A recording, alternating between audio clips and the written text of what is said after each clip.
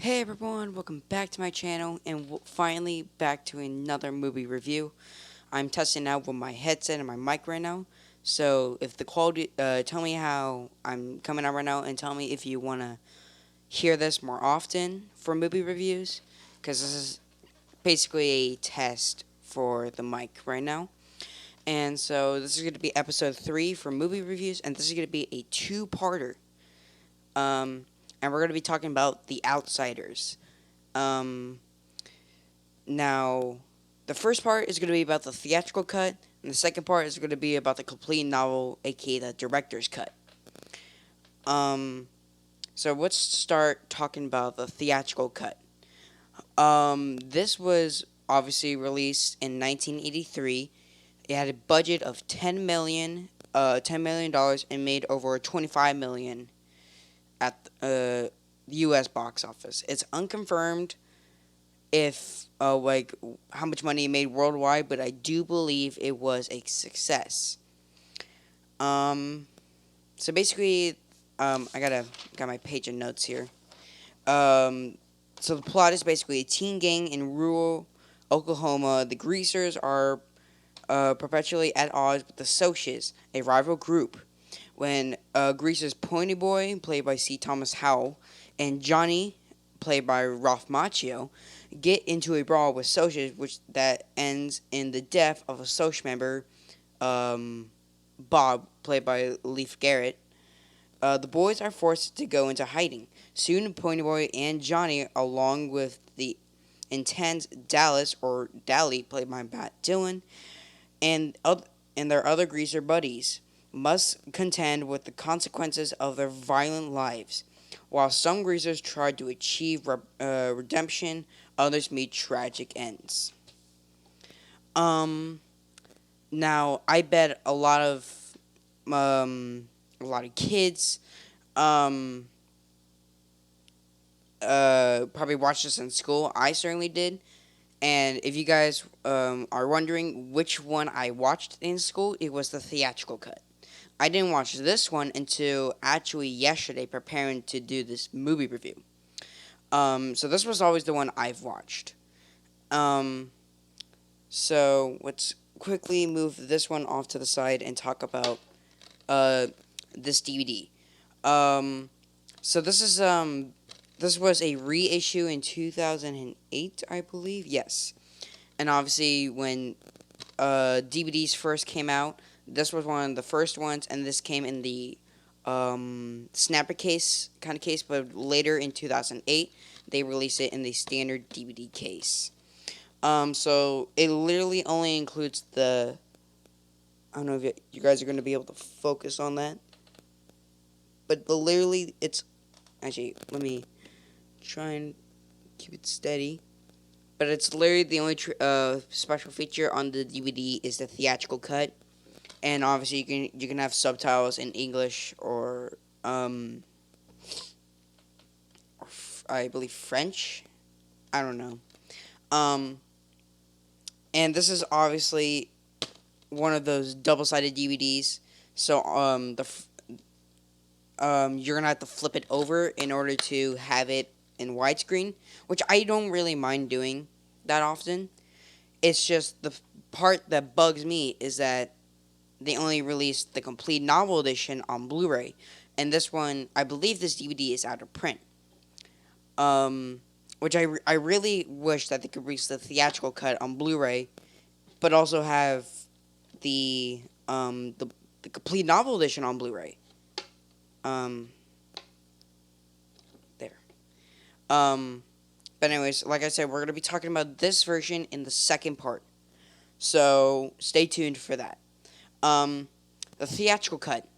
I'm gonna say this right now, and I'm probably gonna get a lot of hate for this. I personally prefer the theatrical cut over the complete novel edition, and I'm not saying that the complete novel edition is a bad film, not at all.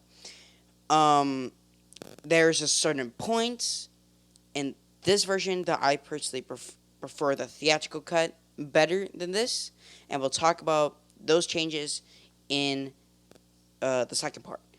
But this film right here, um, I'm gonna say right now, this is the best coming to age story of all time. Um, or coming to age film, I should say.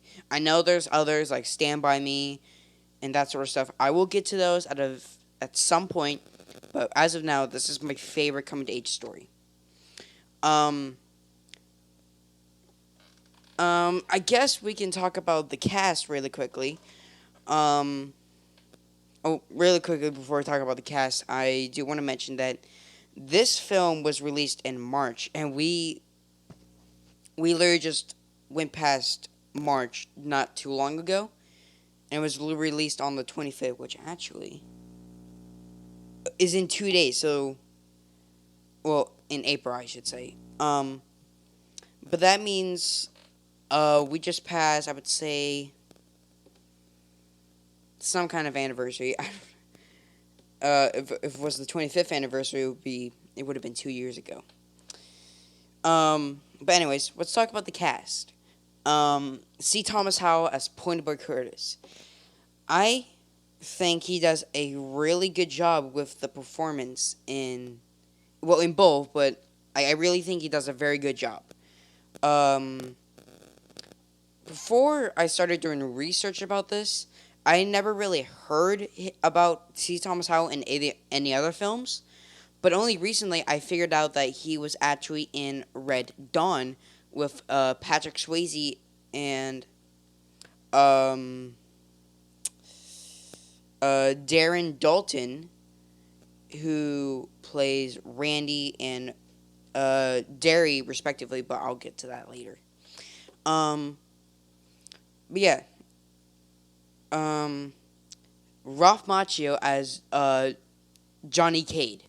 Now, this was obviously right before he did uh, Karate Kid.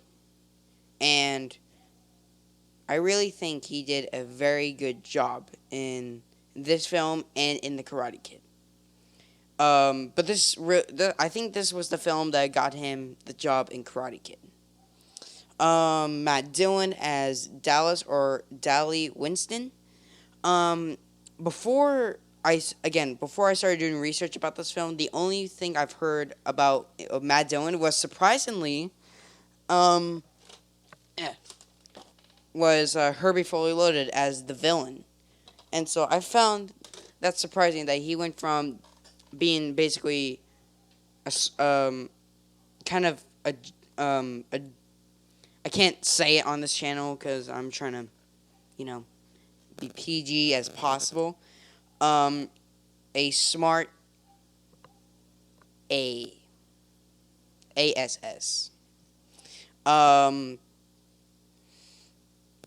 he went from like doing that in this to being, well, I mean, I guess kind of the same thing in Herbie Fully Loaded, but anyway.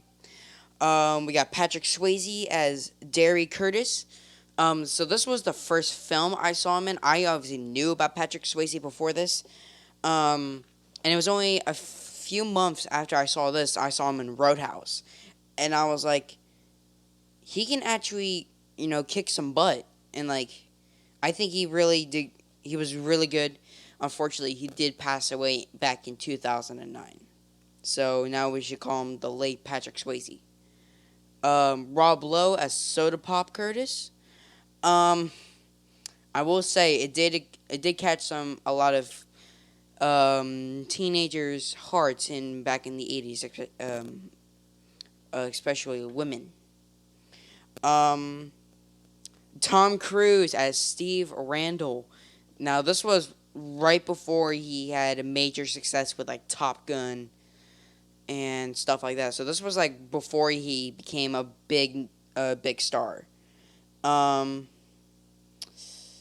Emilio Estevez as Two Bit. I think it was the year after this he starred in The Breakfast Club, which was a huge success. Diane Lane as Cherry. I think she did a very good performance and obviously starred after this with Matt Dillon in Rumblefish, which people say is better than The Outsiders. But I personally haven't seen it. I don't know if I'm gonna like it or not, but That's just me. Leif Garrett as Bob Sheldon. He was obviously near the beginning, and the unfortunately the um, first death in the film. And Darren Dalton as Randy Anderson. I believe he pulls up a very good performance as well. I really think that they all do very good performances, and I don't think any of them were slacking.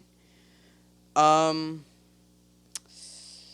um, Now let's talk about the director, which is Francis Ford Coppola.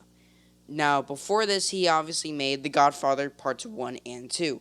So it kind of seems weird that he went from a R-rated kind of mafia flick to I'm going to say it for this one because this is for this one on the DVD it says PG.